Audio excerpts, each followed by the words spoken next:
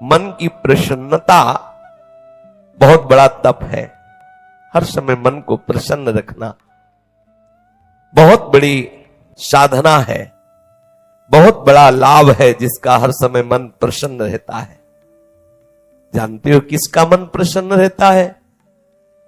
जिसका मन प्रभु से अपनापन कर लिया है। मन को सदैव प्रसन्न रखना है तो भगवत संबंध से ही मन प्रसन्न रह सकता है। ये मन चंचल क्यों रहता है, अशांत क्यों रहता है? ये जितना विषयों का चिंतन करेगा, जितना नाशवान परिवर्तनशील वस्तु व्यक्ति स्थान का संबंध स्वीकार करेगा, उतना ही चलेगा, उतना ही अशांत रहेगा, उतना ही चंचल रहेगा। त्यागात् शांति अनंतरम, जितना ऐसा वस्तु व्यक्ति स्थान का राग त्याग करेगा उतना ही शांत हो जाएगा, उतना ही आनंदित हो जाएगा, उतना ही प्रसन्न हो जाएगा। मना प्रसादः, यदि आप मन को प्रसन्न करना चाहते हैं तो किसी भी व्यक्ति वस्तु स्थान का इसे संबंध न रख ले पावे, ये सावधानी रखना। और होता क्या है, बोले चलो मनोरंजन करते हैं। कहां? किसी व्यक्ति में, किसी वस्तु में, किसी स्थान में, किसी द्रव्य में। होता क्या है, मनोरंजन होता नहीं, एक नई जलन, एक नई चिंता, एक नई कामना, एक नई वासना, एक नया फसाव। चले थे आनंद लेने और फंस गए। हमारा मन प्रसाद, मन प्रसन्न कब होगा? बहुत ध्यान की बात है। भगवान कह रहे त्यागात् शांति अनंतरम, यदि आप शांति देना चाहते हो, अपने मन को आनंद देना चाहते हो, प्रसन्नता पाना चाहते हो, तो आप वस्तु व्यक्ति स्थान के संबंध से रहित कर दो अपने मन को। एकमात्र प्रभु के चरणारविंद में आप अपने मन को लगा दो। फिर आप देखें आपका मन सदैव प्रसन्न रहेगा, क्योंकि प्रभु अविनाशी है, वस्तु व्यक्ति स्थान परिवर्तनशील है। वो एक रस प्रसन्न रह नहीं रह सकता जिसका वस्तु व्यक्ति स्थान से संबंध है, नहीं रह सकता, क्योंकि वो एक रस नहीं है तो मन कैसे एक रस होगा? वो विनाशी है, परिवर्तनशील है, मूल में दुख है, केवल ऊपर से सुखद दिखाई दे रहा है। मन में अशांति, दुख, क्लेश, बंधन का कारण है किसी वस्तु व्यक्ति स्थान से अपनापन कर लेना। सूक्ष्मता से देख लीजिए, अभी हम यही फंसे हैं, चाहे हम ज्ञानी भगत हो, चाहे प्रेमी भगत हो, अभी केवल मन के भगत हैं। मन को अभी भक्ति के मार्ग में नहीं खड़ा कर पाए। किसी भी वस्तु व्यक्ति स्थान से राग न रह जाना, यह वैरागी का लक्षण है। समस्त वस्तु व्यक्ति स्थान में एकमात्र सच्चिदानंद आराध्य देव को देखना, यह अनुरागी का लक्षण है। हम देखें कि हम ना तो वैरागी है ना अनुरागी है, हम तो रागी है। हर वस्तु व्यक्ति स्थान से हम सुख भोगना चाहते हैं। देख लो, अगर ऐसा नहीं तो फिर मन जाएगा ही नहीं। जब तक सुख की लालसा नहीं तब तक मन जाने वाला नहीं। इसको जहां जहां सुख का मिलने का भाव है वहीं वहीं ये जाता है।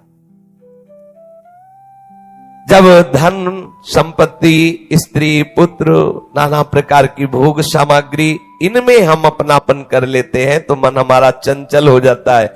सबका प्रश्न होता है, मन भजन में नहीं लगता, चंचल है। मन चंचल आपने किया है, आपको ही छोड़ना पड़ेगा।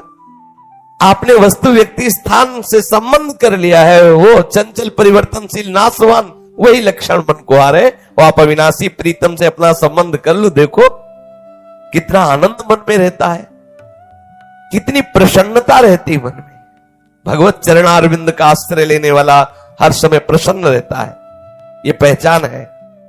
भारी से भारी विपत्ति में भी उसका हृदय आनंदित रहता है, क्योंकि ये विपत्ति संपत्ति बाहरी बात है। वो जिस आनंद में मगन है वहां न विपत्ति का न संपत्ति का, दोनों का प्रवेश नहीं, न हर्ष न शोक का। इसलिए मना प्रसादः, साधक ध्यान दे संतुष्टा येन केनवा। हर परिस्थिति में मन को प्रसन्न करना सीखे, प्रसन्न रखना सीखे। परिस्थिति में प्रसन्न तभी रह सकते हैं जब भगवत चरणारविंद का आश्रय नहीं। कभी परिस्थितियां किसी को चैन नहीं लेने देती, कभी संयोग, कभी वियोग, कभी हर्ष, कभी शोक, कभी अनुकूल, कभी प्रतिकूल, कभी मान, कभी अपमान। इसी द्वंद्व में हम पिसते रहते हैं। तो मन कहां प्रसन्नता का अनुभव कर पाता है। मन की प्रसन्नता के लिए सांसारिक वस्तु, व्यक्ति, परिस्थिति, देश काल, घटना आदि को लेकर के हम अपनापन, अहम करके उसे ना माने। जैसे ये व्यक्ति मेरा है, ये वस्तु मेरी है, ये स्थान मेरा है, ये अमुक अमुक मेरे। अब आपका मन प्रसन्न नहीं रहेगा, जलेगा, शांत रहेगा। अपने स्वार्थ या अभिमान को लेकर किसी का पक्षपात न करना। यदि आप अपने मन को प्रसन्न रखना चाहते हैं तो अपने स्वार्थ की पूर्ति के लिए या अभिमान की पूर्ति के लिए किसी का पक्ष न लेना। किसी का मंगल करने के लिए, किसी को आनंद प्रदान करने के लिए हम भले सलाह दे दें, लेकिन अपना अहंकार पोषण करने के लिए, अपने स्वार्थ की पूर्ति के लिए हम पक्षपात न ले। नहीं, हमारा मन प्रसन्न नहीं रह पाएगा। मन को सदा दया भाव से युक्त रखे, क्षमा भाव से युक्त रखे। दूसरों को कैसे हम सुख पहुंचावें, ऐसे मननशील बने। सदैव सुख देवे को चाव चित, सब सोहित निष्काम। सबको सुख पहुंचाऊं लेकिन किसी से सुख पाने की लालसा ना हो, मन प्रसन्न रहने लगेगा। मन में जब दूसरों के हित की भावना होती है तो प्रसन्नता का प्रादुर्भाव होता है। और सदैव मन को प्रसन्न रखने के लिए थोड़ा भोजन पाना सीखें, कम बोलना सीखें, कम सोना सीखें और सदैव भगवान नाम जपना सीखें। अखंड प्रसन्नता आ जाएगी। मानते हैं प्रारब्ध के अनुसार शरीर रोगी हो सकता है, परिस्थिति प्रतिकूल आ गई, संसार ने तुम्हारा त्याग कर दिया, लोग निंदा करते हैं, लेकिन आप प्रसन्न रहेंगे क्योंकि आपने बहुत बड़े करुणा निधान आनंद समुद्र प्रभु का आश्रय ले लिया है। उस आश्रय में जो बाधक भाव है उनका त्याग कर दीजिए। अधिक भोजन करने वाला कभी प्रसन्न नहीं रह सकता। और बड़ी विचित्र ये जिह्वा है, ऊब गए भगवान।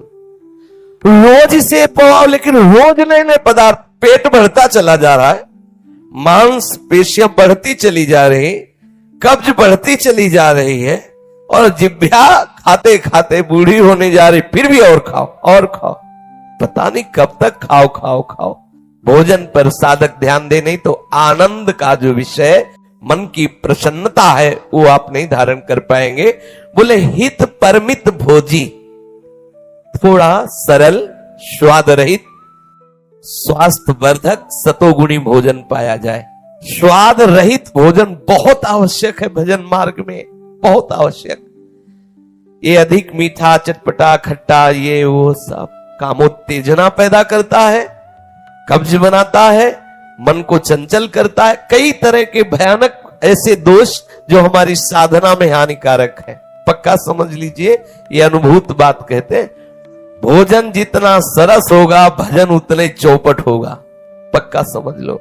ये भोजन बहुत घातक वस्तु है, बहुत घातक वस्तु है। साधक इस बात पर ध्यान दें, ये भोजन हमें मारे डाल रहा है। हमारा जीवन भगवत प्राप्ति के लिए है और ये आज पा लिया, वो पा लिया, ये गुलाब जामुन, ये लड्डू, ये वो, बस बुद्धि में विचलता, भगवत चिंतन रहित और नाना प्रकार की वासनात्मक खेल की कामनाएं, कल्पनाएं, ये भोजन के कारण। बहुत आवश्यक है भोजन सुधारना। भोजन नींव है परमार्थ की। जैसा खाओ अन्न वैसा बने मन। तो मन प्रसाद कैसे प्राप्त होगे, क्योंकि आपका भोजन ठीक नहीं है। बहुत सावधान, बहुत सात्विक और नियमित परमित भोजन हमें मन प्रसादा स्थिति में निश्चित निश्चित प्रतिष्ठित कर देगा। दूसरा, नित्य में एकांत सेवी। उपासक को चाहिए कि कम लोगों से मिलने का स्वभाव बनाए। सत्संग सुना या गुरुजनों के पास बैठकर जो प्रश्न उत्तर हुए, बस चुपचाप एकांतवास करने का अभ्यास होना चाहिए।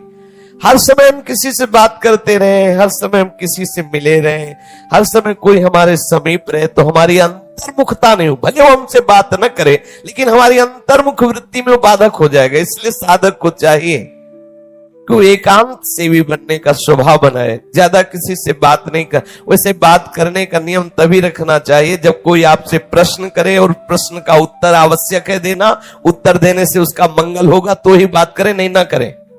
बहुत कम जीवन है हमारा, बहुत कम समय है। हम अगर व्यवहार प्रपंच की सत्ता को सत्य मानकर केवल यही हमारा कर्तव्य है, यही ऐसा व्यवहार का निर्वाह करना, तो हम भगवत साक्षात्कार कब करेंगे? कब हमारे हृदय में वो अखंड प्रसन्नता, कब हमारे हृदय में वो अखंड विकलता भगवत साक्षात्कार की होगी? और बोले वाणी से हितकर मृदु वचन बोले, एकांत सेवन करें और नींद भी एक नियमानुसार करें। स्वल्प निद्रा विहारा, स्वल्प सोने का समय बनाए। 24 घंटे में 5 घंटे बहुत है शयन करना, बहुत है, मतलब बहुत हो गया 5 घंटे। 6 घंटे तो उनको जो बहुत शारीरिक श्रम करते हैं, 7 घंटे मतलब खत्म। अब इसके आगे साधक शब्द नहीं लगेगा। 6 घंटे तक तो मतलब बहुत हो गया कि बहुत श्रम करता है, इसलिए ठीक है। 7 घंटे मतलब प्रमाद स्थिति आ गई, 7 के बाद तो प्रणाम है, फिर तो कोई बात ही नहीं है। अब आप देख लो किस श्रेणी में आप हैं। उत्तम साधक 4 घंटे में हो जाता है, ठीक है। 5 घंटे, 5 घंटे पर्याप्त है। और जिनको बहुत शारीरिक श्रम होता है वो 6 घंटे, और कुछ तो ऐसे होते हैं कि हर घंटे में झपकी, हर घंटे में आनंद। हाँ, समाधि भाव को, निद्रा समाधि स्थिति, व्यास भरोसे कुंवर के सोत पाव प्रसाद। सत्संग हो रहा है, थोड़ी ढिलाई हुई, बस गए, समाधि में गए। हाँ, मक्खी बन बनाए चाहे मच्छर बन बनाए चाहे महात्मा बन बनाए, कोई फर्क नहीं पड़ता। अपने निद्रा समाधि स्थिति, आओ समाधि भीतर। स्वामी हरदास जी कहते, मनीति उतना डुलाओ, आओ समाधि। आ गए तो थोड़ा सावधान करे। स्वल्प निद्रा विहारा, और घूमने फिरने का भी एक नियम होना चाहिए। आपकी दिनचर्या एक नियमित होनी चाहिए। यदि आप नियम के अनुसार भोजन, नियम के अनुसार शयन, नियम के अनुसार घूमना और नियम के अनुसार बोलना चलना रखेंगे नियम से, तो आपका मन बहुत शीघ्र भगवत चरणारविंद में लग जाएगा। भगवत चिंतन से मन में प्रसन्नता आ जाती है। यदि आप ऐसा करेंगे तो आपका मन सदैव प्रसन्न रहेगा।